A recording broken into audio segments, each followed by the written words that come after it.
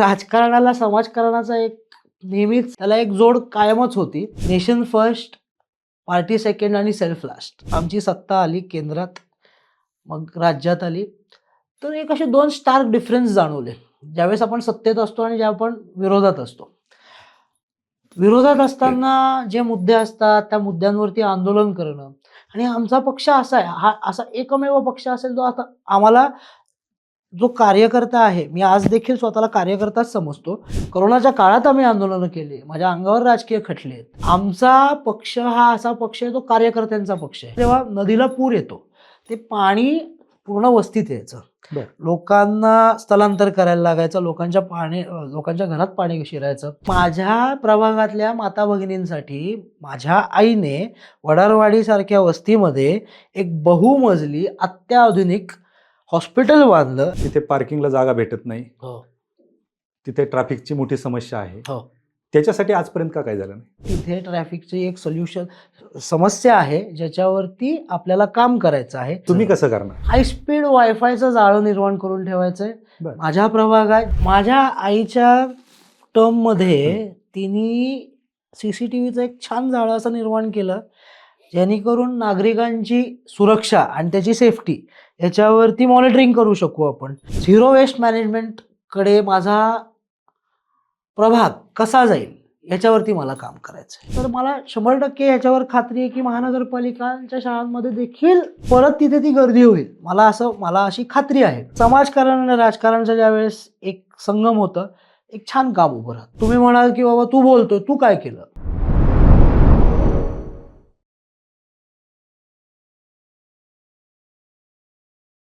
नमस्कार, मी किरण निंबोरे आणि आपण पाहताय वास्तव कट्टा. खरं तर आपल्या सर्वांना माहिती आहे की राजकारणामध्ये युवकांनी यायला पाहिजेत असं प्रत्येकजण म्हणतो, आणि दुसऱ्या बाजूला जर पाहिलं तर राजकारण्यांची प्रतिमा एका वेगळ्या दिशेने आपल्याला दाखवली जाते. तुम्हाला माहिती आहे की कुसुमाग्रजांची एक कविता आहे, फक्त लढ म्हणा. तसंच सध्या आपण पाहतोय की महानगरपालिकांच्या निवडणुकांचे बिगुल वाजलेले आहेत, आणि एक पत्रक माझ्या हातात आलं आणि त्या पत्रकावरती एक कोट होता, तुम्ही फक्त लढ म्हणा, बाकी जबाबदारी घ्यायला मी तयार आहे. तर त्यानंतर ते पत्रक पाहिल्याच्या नंतर विचार असा केला की आजच्या काळात प्रत्येकजण म्हणतो तुम्ही फक्त मत द्या, परंतु एक युवक आहे की जो म्हणतोय की तुम्ही फक्त लढ म्हणा, बाकी जबाबदारी मी घेतो. मग आम्ही त्या युवकाच्या शोधामध्ये निघलो आणि आज ते युवक आपल्याला भेटलेले आहेत. आज आपल्यासोबत वास्तव कट्ट्यावरती अपूर्व दत्तात्रय खाडे सर आहेत. दादा, आपलं वास्तव कट्ट्यावरती खूप खूप स्वागत. नमस्कार. खरं तर त्यांचे आई वडील दोघेही पुणे महानगरपालिकेमध्ये नगरसेवक होते.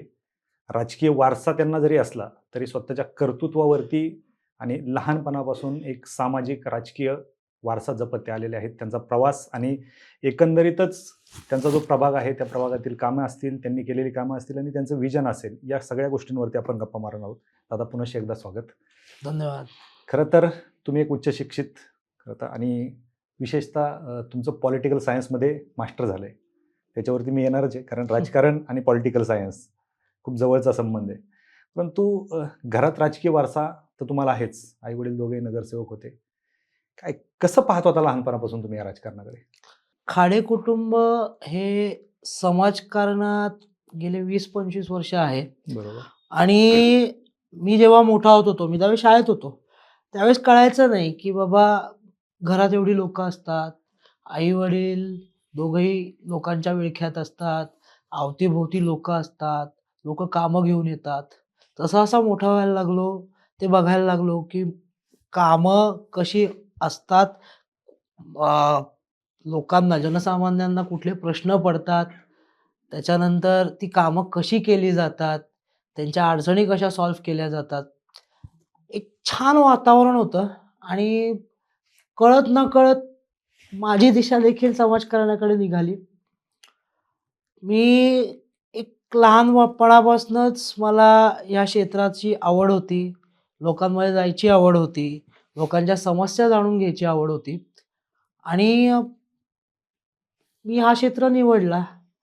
याचा मागं माझा जो प्रवास होता, माझ्या आईवडिलांचा जो अनुभव होता, तो माझ्या खूप कामी आला. त्यांच्याकडून एक प्रेरणा मिळाली. आपला जन्म आपलं तारुण्य हे लोकांच्या सेवेसाठी किंवा लोकांच्या हितासाठी ते कसे खर्ची करू शकू याच्यावरती एक विचार झाला आणि या क्षेत्रात आलो मी. बरं. असं कधी वाटत होतं की ज्यावेळेस आई-वडील नगरसेवक होते, लोक प्रश्न घेऊन येत होते, त्यांच्या समस्या घेऊन येत होते आणि तुम्ही ते लहानपणी ऐकायचे. ज्यावेळेस एखादा अधिकारी असतो, त्या अधिकाऱ्याकडे कुणी प्रश्न घेऊन येतात आणि त्यांचा मुलगा असेल किंवा आजूबाजूला कुणी असेल, तर त्यांनाही वाटतं की अरे मलाही भविष्यात अधिकारी बनायचं किंवा अधिकाऱ्यांची भाषणं ऐकून लोकांना वाटतं की मलाही अशाच पद्धतीने अधिकारी बनायचं आहे. असं तुम्हाला कधी वाटायचं त्यावेळेस की नाही, नाही मीही भविष्यात कुठल्यातरी पदावर जाईन आणि असे प्रश्न सोडवेल? माझ्या वडिलांनी जेव्हा त्यांच्या पहिली राजकीय इलेक्शन लढवली, हं. त्यावेळेस मी शाळेत होतो. बरं. तुम्ही जसं म्हटले, तसं एक असायचं, की बाबा मलाही हे करायचंय. मलाही लोकांमध्ये जायचंय. मला लोकांचे प्रश्न सोडवायचे आहेत. होतं एक आणि एक असं छान वातावरण होतं आणि असं अट्रॅक्शन म्हणता नाही येणार, पण एक कुतूहल होतं, की बाबा कसं असतं हे सगळं आणि मग ते जेव्हा म्हणजे मी जवळ गेलो, मला या क्षेत्राची खूप आवड निर्माण झाली. बरं. आणि मग मी माझं काम चालू केलं. म्हणजे जास्त आपण दोन्ही शब्द बोललो, राजकारण आणि समाजकारण. ज्यावेळेस तुम्ही या क्षेत्राकडे वाटचाल करत होते, राजकारण जास्त आवडायचं की समाजकारण? मी आज जरी राजकारणात आहे, मी आत्ता देखील 2 सामाजिक संस्था चालवतो. हं. एक अभेद्य या नावाने आणि एक सखा सावित्री या नावाने. तर राजकारणाला समाजकारणाचा एक नेहमीच काय म्हणता येईल, त्याला एक जोड कायमच होती आणि राजकारणात यायच्या आधी मी समाजकारणात ॲक्टिव्ह होतो. बरोबर. मग समाजकारण करताना नेक्स्ट स्टेप काय? तर लोकांचे प्रश्न कसे सोडवता येतील? तर त्याच्यासाठी राजकारणात आलो. बरोबर. मला एक सांगा, ह्या सगळ्या गोष्टी होत असताना आज तुम्ही युवा मोर्चा पुणे शहरचे सरचिटणीस होतात. हं. डायरेक्ट बीजेपीने तुम्हाला हे पद दिलं? का याच्यामागे काही राजकीय पार्श्वभूमी आहे? 2011 साली माझं पहिलं पद मला मिळालं होतं. बरं. 2011 साली भारतीय जनता पार्टी शिवाजीनगर मतदारसंघाचा मी चिटणीस या 2011 साली. 2011 साली. बरं. त्यावेळेस माझ्या आयुष्यातलं पहिलं पद भूषवलं होतं मी. त्याच्यानंतर जो प्रवास चालू झाला, मग वेगवेगळे पदं मिळाली. मग शहरावरती काम करायची संधी मिळाली. शिवाजीनगर मतदारसंघाचा सरचिटणीस झालो, त्याचा अध्यक्ष झालो, शहराचा चिटणीस झालो, त्याचा सरचिटणीस झालो. 2011 सालापासनं 2025 सालापर्यंत हा एक प्रवास होता. या प्रवासातून मला खूप शिकण्यासारखं मिळालं. माझ्या पार्टीचं धोरणच हे आहे. नेशन फर्स्ट, पार्टी सेकंड आणि सेल्फ लास्ट. क्या बात है! आमचं म्हणजे भाजपकडे बघण्याचा लोकांचा दृष्टिकोनच हा आहे, की this is a party with a difference. मग ह्या पदांवरती काम करताना मला खूप छान अनुभव मिळाले. मला काम करत असताना खूप छान सवंगडी मिळाले. माझे कलीग्स जे होते, माझे तो परिवार कलीग्सचा तो कसा परिवार झाला हे कळलं नाही आणि आज एक खूप छान मोठी टीम आहे आणि आज याचा आनंद वाटतो, की बाबा आपला तुम्ही जो पहिला प्रश्न उपस्थित केला, की युवकांनी राजकारणाकडे जावं का? तर एक खूप चांगलं वातावरण आहे, की ज्याच्यामुळे आज युवकांना राजकारणात येऊन आपल्या समाजासाठी, आपल्या देशासाठी काहीतरी करायचंय. आणि हे काम करत असताना मग आम्हाला पार्टीकडून काय शिकायला मिळालं, तर आंदोलनं कशी उभे करायचे, पत्रव्यवहार कसा करायचा, संघटन कसं करायचं, लोकांमध्ये कसं जायचं. ते ह्या सगळ्या अनुभव मिळाले मला. बरोबर. ज्यावेळेस तुम्ही युवा मोर्चामध्ये काम करत होता, म्हणजे आत्ताही तुम्ही युवा मोर्चामध्ये काम करताय. काय अनुभव येतात? कारण एक यूथची मोठी टीम तुमच्यासोबत असते आणि ती एका पक्षाची टीम आहे, की जो पक्ष सत्तेत आहे. काय अनुभव ते? आता तुम्ही माझे अनुभव विचारले, तर मी ह्या एक म्हणजे मी ज्या टाईम फ्रेममध्ये काम करत होतो, हं. करत आहे, 2011 सालापासनं भाजप हे सत्तेत नव्हतं. 2014 साली बरोबर. आमची सत्ता आली केंद्रात, मग राज्यात आली. तर एक असे 2 स्टार्क डिफरन्स जाणवले. ज्यावेळेस आपण सत्तेत असतो आणि ज्या आपण विरोधात असतो. विरोधात असताना जे मुद्दे असतात, त्या मुद्द्यांवरती आंदोलन करणं आणि आमचा पक्ष असा आहे, हा असा एकमेव पक्ष असेल जो आता आम्हाला जो कार्यकर्ता आहे, मी आज देखील स्वतःला कार्यकर्ताच समजतो. आमचे जे पक्षश्रेष्ठी आहेत, आमचे जे नेते आहेत, त्यांनी आम्हाला एक शिकवण दिलेली आहे, की आपल्या पक्षात देखील समजा काहीतरी तुम्हाला समजा कुठल्यातरी एका प्रश्नाला वाचा फोडायची असेल आणि त्याच्यासाठी तुम्हाला आंदोलन करायचं असेल, तर आपल्या पक्षाच्या कामावरनं देखील तुम्ही आंदोलन उभं करा. जे बरोबर आहे त्याच्याबरोबरच उभं राहा. बरं. तर तुम्ही जसं विचारलं, सत्तेत असताना काही काही विषयांवरती आम्हाला आंदोलन करायची संधी सत्तेत मिळाली. असताना तुम्ही केले? हो, क्या बात. हो. सत्तेत असताना देखील केले. कोरोनाच्या काळात आम्ही आंदोलनं केली. माझ्या अंगावर राजकीय खटले आहेत. बरं. ते एक छान म्हणजे त्यातून आम्हाला खूप म्हणजे संघटन कौशल्य कशाला म्हणतात हं. आणि भाजपला पार्टी विथ अ डिफरन्स का म्हणतात, हे त्यात तुम्ही आत गेले, त्यात तुम्ही त्या क्षेत्रात गेले त्यावेळेस कळतं. बरोबर. आमचा पक्ष हा असा पक्ष आहे, तो कार्यकर्त्यांचा पक्ष आहे. हा असा एकमेव पक्ष आहे, की बाबा जो कार्यकर्त्याला न्याय देतो. मग ते आमचा पक्ष असा पक्ष आहे, जो बूथ ह्याला म्हणजे बूथ ही संकल्पना आमच्या पक्षात खूप मोठी आहे.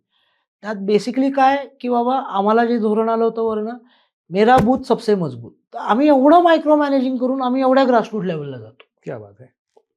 वाह! कारण बूथ लेव्हलला जाऊन काम करणं, कारण काय असतं, मान, सन्मान, प्रतिष्ठा प्रत्येकाला हवी असते आणि बऱ्याच लोकांना बूथ लेव्हलला काम करायला लाज वाटते. आम्ही तेही अनुभव पाहिलेले आहेत. परंतु तुमचा एक पक्ष पाहतो मी, की बूथ लेव्हलला काम करणं ही अभिमानाची गोष्ट मानली जाते. कारण बूथ लेव्हलला किती लोकं कामं करतात याच्यावरून सगळ्या गोष्टी ठरतात. या सगळ्या गोष्टींकडे आपण परत येऊयात. परंतु मला हे विचारायचं आहे, सुरुवातीला मी विचारलं होतं तुम्हाला, की ज्यावेळेस तुमचे आई-वडील दोघेही नगरसेवक असताना तुम्ही कुठली कामं घेऊन यायचे लोकं किंवा काय, त्यावेळेस तुम्हाला असं कधी वाटलं होतं, की बाबा हे कामं झाली पाहिजेत आणि ती कामं कधी आई-वडिलांनी सोडवताना पाहिलेत? 100% कुठले? काय आठवतंय? आता मला आठवतं, माझे वडील ज्यावेळेस नगरसेवक झाले होते, त्यावेळेस 1चा वॉर्ड होता. हं.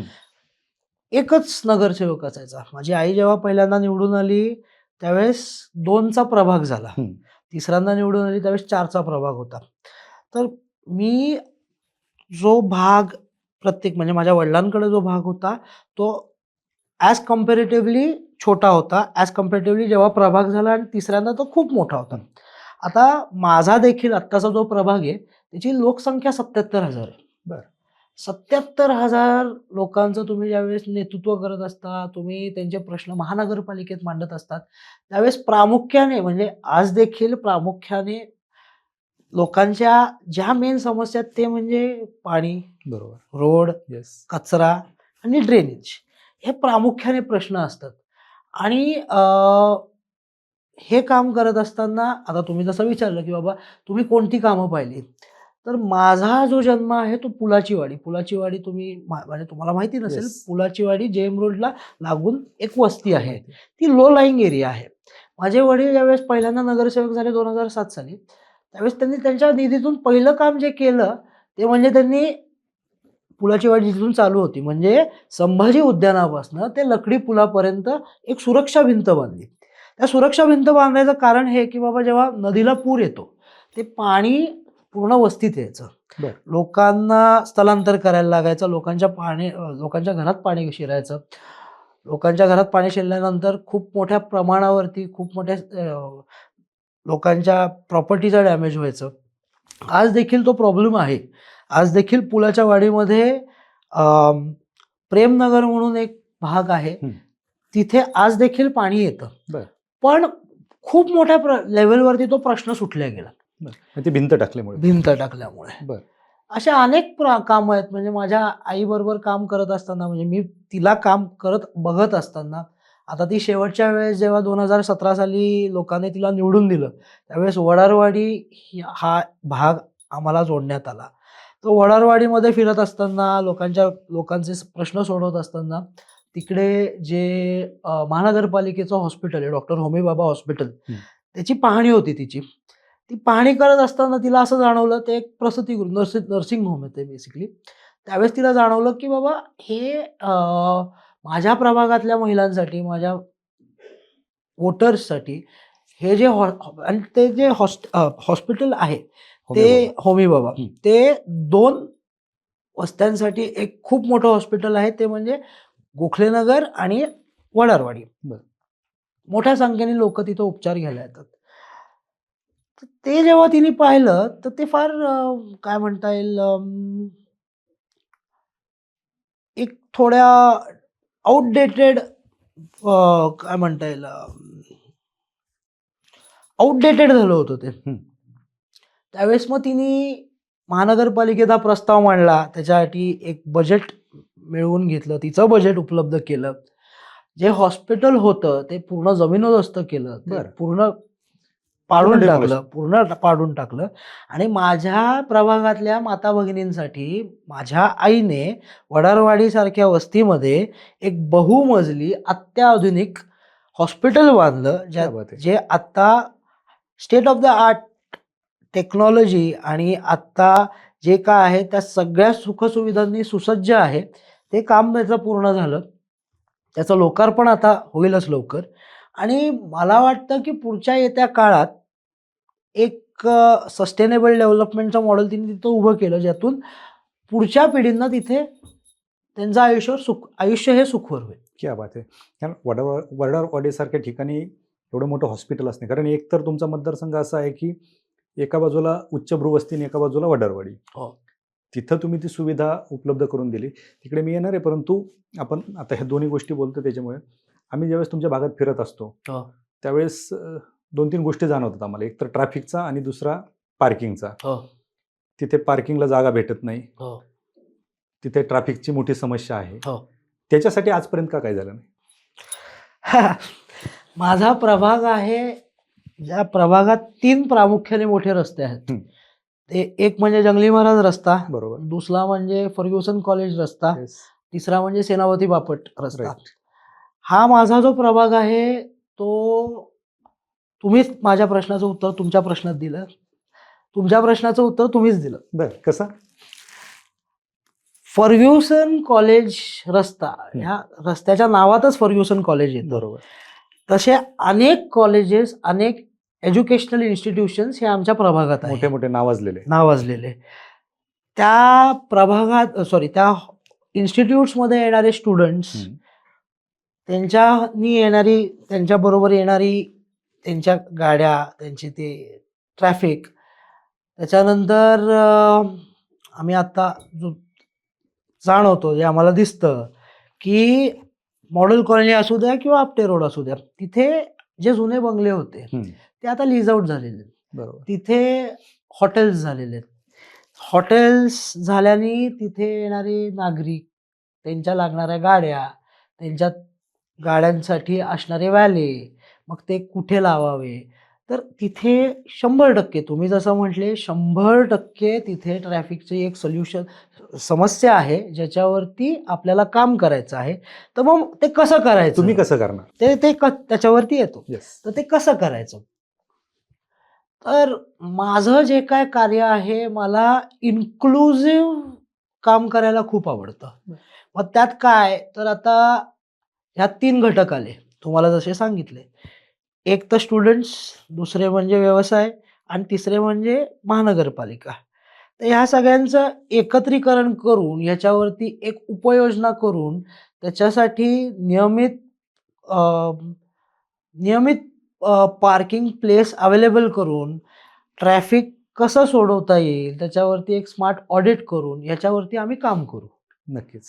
आणि त्यातून आम्हाला यश मिळेल अशी अपेक्षा आहे आणि त्याच्यासाठी आम्ही कटिबद्ध आहोत. अर्थातच तुमचे हे विचार का आहेत? एक उच्च शिक्षित उमेदवार जर तिथपर्यंत जात असेल आणि त्यांना जर त्या समस्या कळत असतील, तर त्याचं सोल्युशन सोडण्याची ताकद त्यांच्यात असते.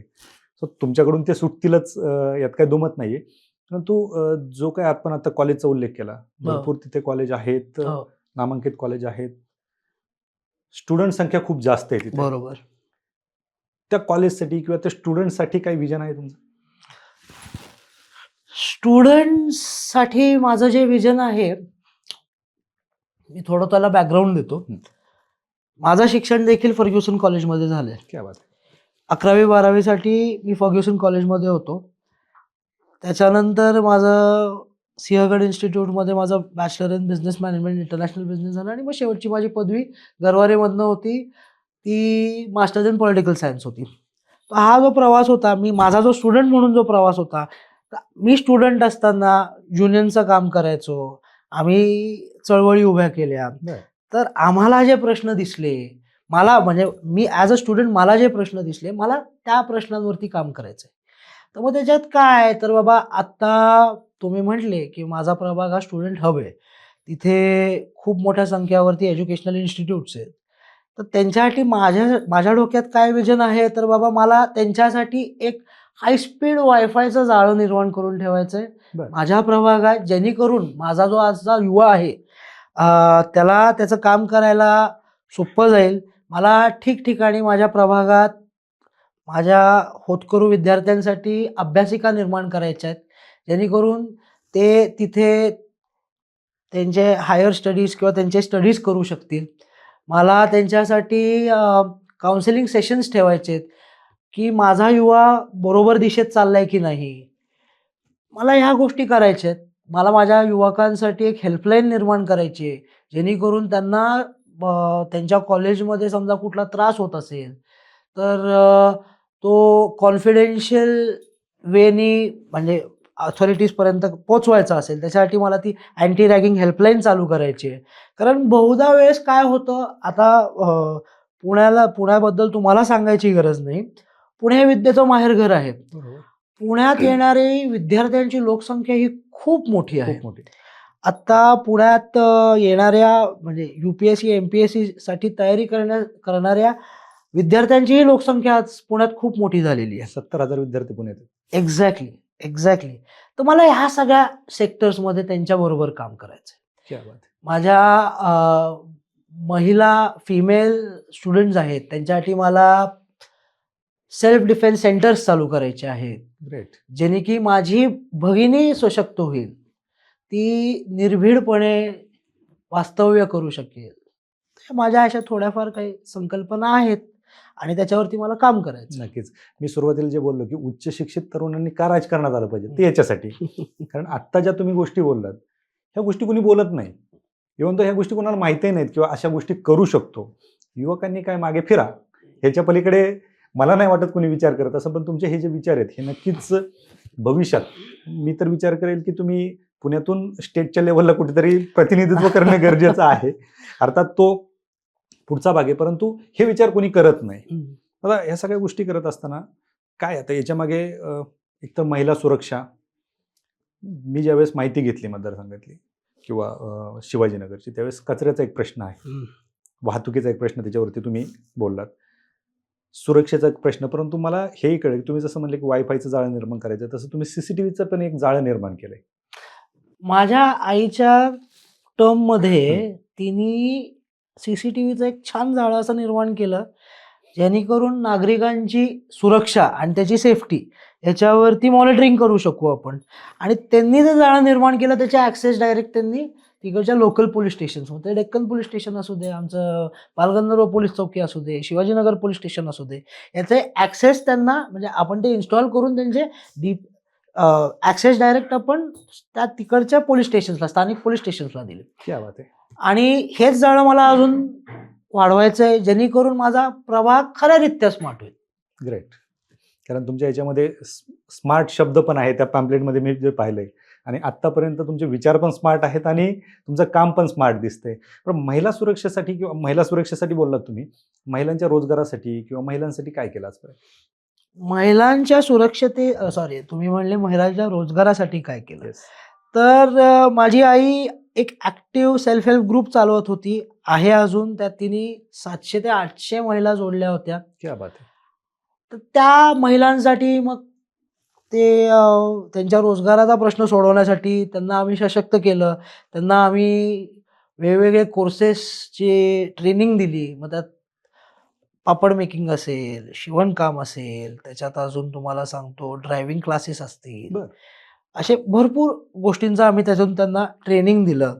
आणि बचत गट असल्यामुळे आम्ही एक सेव्हिंगची देखील, आता हा जो बचत गट जिथे निर्माण झाला तो वाडीचाच भाग आहे. तर त्यांचे पण काहीतरी त्यांचा एक रेव्हेन्यू कुठेतरी बाजूला पडेल, जेणेकरून त्यांच्या अडचणीच्या काळात तो त्यांना मदतीला येईल. या सगळ्या दृष्टीने आपण ते केलं. आणि ह्याच्यापुढे मला माझ्या प्रभागात अपूर्व खाडेला काय करायचं, तर अपूर्व खाडेला त्याच्या प्रभागात तुम्ही महिलांचा प्रश्न विचारला, पण मला फक्त महिलांवर न थांबता माझ्या युवकांसाठी, माझ्या भावांसाठी मला आमच्या प्रभागात स्किल डेव्हलपमेंट सेंटर्स देखील चालू करायचे, बरं. जेणेकरून मला ITI सेंटर्स चालू करायचे, जेणेकरून माझा जो युवा वर्ग आहे की शिक्षण झाल्यानंतर त्या कौशल्य विकासाच्या मार्फत वेगवेगळे कोर्सेसचं प्रशिक्षण घेऊन ते त्यांचा जीवनिका चांगल्यारीत्या ते त्यांची जीवनिका एक चांगल्या दिशेने घेऊन जाऊ शकतील. क्या बात आहे. हेच विजन खरं तर आज युवकांचं असणं गरजेचं आहे. यासोबत तुमच्याकडचा एक प्रश्न आहे, कचऱ्याचा देखील प्रश्न आहे. तो बऱ्याच ठिकाणी असतो, म्हणजे प्रत्येक ठिकाणी असतो. तुमच्या भागात पण कचऱ्याचा प्रश्न आहे, तो कसा सोडवणार तुम्ही? त्याच्यासाठी महानगरपालिकेची जी यंत्रणा आहे, प्रश्न आहे आणि ह्याला परत मी सांगतो की मी ज्यावेळेस राजकारणात आलो, माझ्या आईवडिलांकडून मला खूप शिकायला मिळालं. तर महानगरपालिका कशी चालते, त्याची काय मशिनरी असते, ते मला जवळून बघायला अनुभव मिळाला. बरोबर. महानगरपालिकेचं जे जाळं आहे, त्यात आपला जो आरोग्य विभाग आहे, त्यांच्याबरोबर बसून झिरो वेस्ट मॅनेजमेंटकडे माझा प्रभाग कसा जाईल याच्यावरती मला काम करायचं आहे. क्या बात आहे. मग त्याच्यात मग सोसायटींना बायोगॅस चेंबर्स उपलब्ध करून देणे, वेस्ट मॅनेजमेंट वरती काम करणं, ह्या सगळ्या गोष्टी करायच्या. त्याच्यासाठी संधी हवी आहे. ग्रेट. नाही, असे विचार असतील आणि हे विचार जर लोकांपर्यंत पोहोचत असतील, लोक आज तुम्हाला ओळखतात, तुम्ही तिथं त्या भागात काम करताय, नक्कीच संधी तुम्हाला तर मिळेलच. परंतु यासोबतच मी काही गोष्टी ऐकल्यात, तुम्ही वृद्धांसाठी देखील काही कामं केलेली तिथे. आत्ता तुमचं काही विजन आहे का वृद्धांसाठी? आता माझा जो प्रभाग आहे त्यात मॉडेल कॉलनी, आपटे रोड, आमच्याकडे प्रभात रोडचा काही भाग आहे. तिथे वृद्धांची एक मोठी संख्या आहे. गावठाणात, आमचा भांबुर्डा गावठाणात देखील वृद्धांची एक मोठी संख्या आहे. तर त्यांच्यासाठी मला विरंगुळा केंद्र चालू करायचे. मला त्यांच्यासाठी गप्पा कट्टा हा एक गोष्ट चालू करायची की जेणेकरून ते सगळे एकत्र येतील, गप्पा होतील. मला त्यांच्यासाठी ओपन जिम्स बांधायचे आहेत. आणि ह्याच्या आधी काय केलं तर आपल्या भांबुर्डा गावठाणामध्ये श्री छत्रपती शिवाजी महाराज तरुण केंद्र आहे. आम्ही त्याला नावच तरुण दिलं. क्या बात आहे. तर तिथे विरंगुळा केंद्र आहे, त्याचं नूतनीकरण आपण केलं. त्याला तिथे आपल्या आमचे जे आजी आजोबा आहेत त्यांना तिथे लागणाऱ्या सुविधा आपण उपलब्ध करून दिल्या. तर हेच सगळीकडे करायचं. क्या बात आहे. नक्कीच. त्याच्यासोबत मी एक हे पाहिलं होतं, ई-लर्निंग सेंटर, पण ई-लर्निंग स्कूल तुम्ही सुरू केलं? सुरू नाही केलं. महानगरपालिकेचं प्रभात रोडला ई-लर्निंग सेंटर होतं, ते आपण अजून सशक्त केलं. त्यात म्हणजे माझ्या खाडे कुटुंबाचा शिक्षणावरती थोडा भर असतो. आमच्या प्रभागात असलेले महानगरपालिकेच्या ज्या शाळा आहेत त्या शाळावरती आपण काम केलं, करतोय अजून पण. मी माझ्या दोन्ही सांगतो तुम्हाला. महानगरपालिकेच्या मार्फत माझ्या आईवडिलांनी त्या शाळा स्मार्ट बनवल्या. माझा हा एक प्रयत्न आहे की महानगरपालिकेच्या शाळांमधून मुलांचा पट कमी होतोय. प्रत्येक जणाला आता प्रायव्हेट स्कूलमध्ये जायचं आहे. तर आपण समजा त्या शिक्षणाचा दर्जा उंचावला तर मला 100% ह्याच्यावर खात्री आहे की महानगरपालिकांच्या शाळांमध्ये देखील आधीसारखी जी गर्दी व्हायची, माझे वडील स्वतः महानगरपालिकेच्या शाळेत शिकलेले आहेत, तर परत तिथे ती गर्दी होईल, मला अशी खात्री आहे. तर त्यासाठी काय करता येईल, तर आम्ही तिथे ती शाळा स्मार्ट केली, स्मार्ट लर्निंग सेंटर्स उभे केले, तिथे आम्ही स्मार्ट टीव्हीज दिले, त्यांचे ग्राउंड्स जे होते ते सशक्त केले. आणि मी माझ्या संस्थांमार्फत काय करतो तर महानगरपालिकेतल्या होतकरू विद्यार्थ्यांसाठी मी एक हे देखील चालवतो, स्कॉलरशिप. स्वतः? ज्यातून हो हो ज्यातून मला माझ्या मार्फत माझ्याकडून जेवढी मदत करता येईल ती मी मदत त्यांच्यासाठी ती उपलब्ध करून देतो. क्या बात आहे. तर हे मी तुम्हाला सुरुवातीला सांगितलं, समाजकारण आणि राजकारणचं ज्यावेळेस एक संगम होतं, एक छान काम उभं राहतं. बरोबर. नक्कीच आपण पाहतो की दिल्लीचं जर प्रदूषण पाहिलं हं. तर त्याला कुठेतरी त्या बातम्या वाचता वाचता आता पुण्याचं पण नाव या प्रदूषणामध्ये यायला लागलंय. आज आपण पाहतो की तुमच्या प्रभागामधले जे 3 रस्ते, मेन रस्ते आहेत, त्यातल्या एका रस्त्यावरती मोठं उद्यान आहे, हो. छत्रपती संभाजी महाराज उद्यान. त्या उद्यानासाठी काय तुमच्या काही भविष्यात भूमिका आहेत? महानगर आता माझा जो प्रभाग आहे तिथे खूप छान-छान बाग आहेत. तुम्ही एकाचं नाव घेतलं, हं. माझ्या प्रभागात चित्रंजन वाटिकेसारखं बरोबर. मी तुम्हाला सांगतो तिथे तुम्ही एकदा जाऊन या. हं. खूप सुंदर बाग आहे आणि एक खूप छान जतन केलेली बाग आहे आणि त्यात तिकडचे जे आमचे नागरिक आहेत त्यांचा एक खूप मोठा सिंहाचा वाटा आहे. त्यांनी ते कामकाजच स्वतःवर घेतलेले आहेत. तसे अजून भरपूर ठिकाणं आहेत आमच्या इथे. आमच्या इथं वॉकिंग ट्रॅक्स आहेत.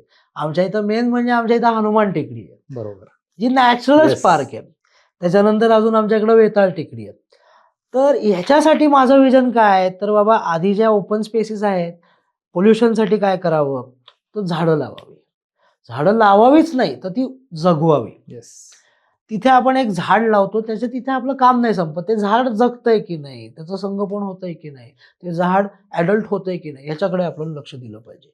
तर तुम्ही म्हणाल, की बाबा तू बोलतोय, तू काय केलं? तर माझा जो भाग आहे, माझं जिथं वास्तव्य आहे पुलाची वाडी, त्याला लागूनच रिव्हर बँक आहे. म्हणजे रिव्हर माझ्या बाजूनीच जाते. तर त्या रिव्हर साईडला आम्ही ज्या इंडिजिनस झाडं आहेत, लोकल इंडिजिनस झाडं आहेत, त्याच्यावरती थोडा अभ्यास करून, बरं. ती झाडं शोधून, ती झाडं आम्ही तिथे लावलेली आहेत. क्या बात आहे. त्याचं संगोपन करतोय. ती झाडं मोठी केली. एक छान आता तिथं असं एक छान काम उभं राहिलंय.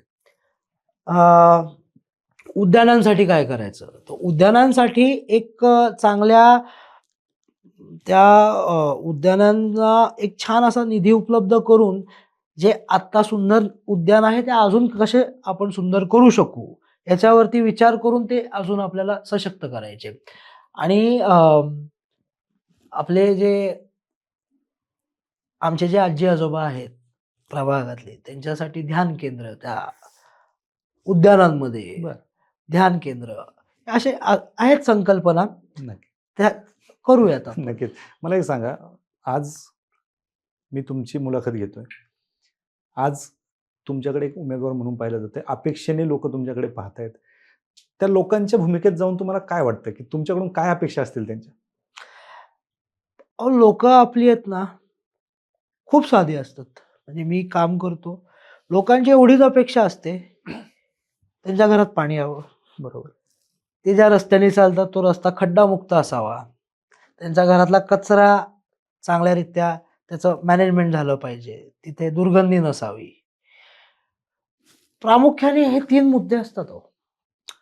त्याच्यावरती आणि म्हणजे नगरसेवक हा काय कोण असतो? तर तो एक असा माणूस असला पाहिजे किंवा असावी ती व्यक्ती, की जी इझिली अप्रोचेबल आहे. तो एक्झॅक्टली. आपलासा असावा. तिथे मला अप्रोच करताना लोकांच्या मनात संकोच नसावा. राइट. ह्या सगळ्या अपेक्षा असतात आणि तुम्हाला बोललो लोकं फार म्हणजे खूप छान असतात हो लोकं. अगदी. आणि ह्याच अपेक्षा असतात, की बाबा माझा नगरसेवक मला भेटावा, माझी कामं करावी, मला स्वच्छ पाणी मिळावं, माझे रस्ते चांगले असावे. अजून काय काय पाहिजे असतं? दादा जर पाहिलं तर तुमच्या प्रभागामध्ये बऱ्याच जुन्या बिल्डिंग खूप आहेत. कारण जुनं शहर आहे आणि आता ते कुठेतरी रिडेव्हलपमेंटमध्ये जाताना पाहतोय. एकतर लोकसंख्येचा भडीमार होतोय, त्यात रिडेव्हलपमेंट चालू आहे. काय समस्या तुम्हाला काय समस्या जाणवतात तिथं? मी जेव्हा फिरतो ह्या रोड्सनी, आता जिथे प्रामुख्याने रिडेव्हलपमेंट होतंय, ते म्हणजे आपटे रोड, मॉडेल कॉलनी, प्रभात रोड. कशाचं रिडेव्हलपमेंट होतंय? तर म्हणजे आमच्या प्रभागात अजून तसं चालू आहे. आता दुसरीकडे वेगळं आहे. तर 5,000 किंवा 7,000 स्क्वेअर फूटचे जुने प्लॉट होते, लँड प्लॉट्स. हं. त्याच्यावरती एक बंगला असायचा, छान असा बंगला असायचा. त्या बंगल्यामध्ये जास्तीत जास्त 10 ते 12 जण राहायचे. तो बंगला ज्यावेळेस रिडेव्हलप होतो, त्यावेळेस तिथे एक मस्त अशी सुंदर अशी एक इमारत उभी राहते. त्या इमारतीमध्ये ते जिथं 10 लोक राहत होते तिथे 50-60 फ्लॅट होतात. त्या फ्लॅटमध्ये आपण जरी सरासरी 4 लोक पकडले, तर तिथे जिथं 10 लोक राहत होते तिथं 200 लोक राहतात. 200 लोक राहतात.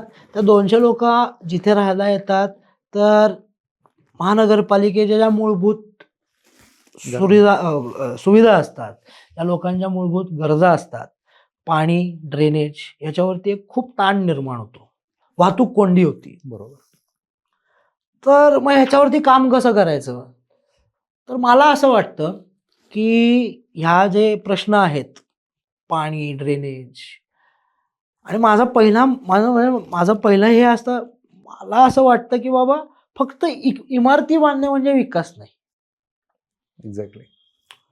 ज्यावेळेस आपण ह्या ड्रेनेज म्हणा किंवा या पाणी म्हणा, ह्या ज्या आपल्या सुविधा आहेत महानगरपालिकेच्या, त्यांचं जेव्हा आपण कपॅसिटी ऑडिट करू, त्याचा कपॅसिटी ऑडिट केल्यानंतर आपल्याला एक XYZ आकडा कळला, की बाबा इथे एवढे हे लोक आली, तर आपल्याला एवढं करायला लागेल. एवढं आपल्याकडे वेस्ट निर्माण होईल. तर हे सगळं जेव्हा त्याचं एकत्रीकरण होईल, तर एक चांगल्यारीत्या सस्टेनेबल डेव्हलपमेंट होईल असं मला वाटतं. अगदी बरोबर. खरं तर तुमचे हे जे विचार आहेत, तुम्ही एकतर उच्च शिक्षित आहात आणि तुमच्यासारखे विचार असणारे तरुण ज्यावेळेस राजकारणात येतील, त्यावेळेस कुठेतरी राजकारण्यांकडे बघण्याची आणि राजकारणाची डेफिनेशन बदलेल. खरंच तुमचे हे जे विचार होते, हे विचार ज्यावेळेस तुमच्या मतदारसंघातल्या तरुणांपर्यंत पोहोचतील किंवा एकंदरीत महाराष्ट्रातल्या तरुणांपर्यंत पोहोचतील, त्यावेळेस कुठेतरी तरुणांना वाटेल की राजकारण असावं, राजकारणी असावेत राशे. खरं तर तुमच्यासोबत गप्पा मारून खूप छान वाटलं आणि तुम्ही आमच्या विनंतीला मान देऊन आलात, त्याबद्दल खरं तर तुमचे आभार आणि तुम्हाला भावी वाटचालीसाठी खूप खूप शुभेच्छा. तुम्ही मला इथे बोलवलं, मला बोलायची संधी दिली, एक छान आपल्या मनमोकळ्या पद्धतीने गप्पा झाल्या, त्याबद्दल मी तुमचा धन्यवाद मानतो आणि मला इथे बोलवलं या गोष्टीसाठी मी धन्यवाद मानतो. Thank you. Thank you. Thank you so much.